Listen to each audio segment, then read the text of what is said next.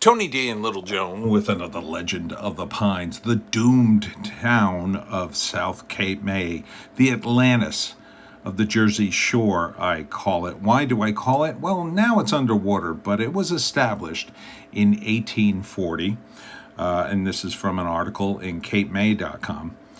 And they built a little bit of the streets, and they built some cottages. Today you can see where Beach Ave just ends at the sand, but it used to continue for 21 more blocks. And eventually they built what was known as the Light of Asia. This was the sister wooden elephant to Lucy the elephant. And it had a real estate office in it, and for 10 cents you could go up the stairs in one of the legs to a pavilion area where there was booze. Unfortunately, South Cape May was so remote, all the way down on the tip of Cape May, a lot of people didn't come there. And after about 20 years, they finally gave up the ghost and said, well, we can't make this work.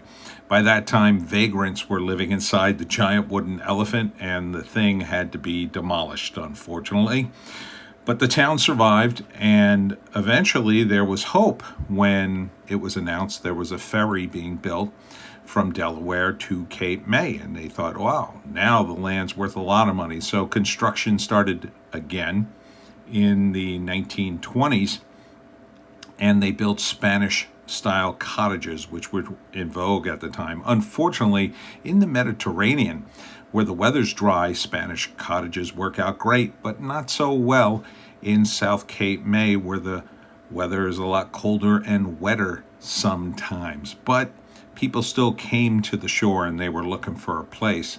Unfortunately, in 1936, there was a nor'easter that wrecked the town, and it never recovered after that. They didn't have the property taxes to rebuild, and the town was abandoned. Even some of the buildings still stood, but in 1944, a second hurricane came in and wiped out the rest. The area was turned into a bird sanctuary some years later, and the rest of the town is somewhere underwater at the south tip of Cape May. I like to call it the Atlantis of the shore.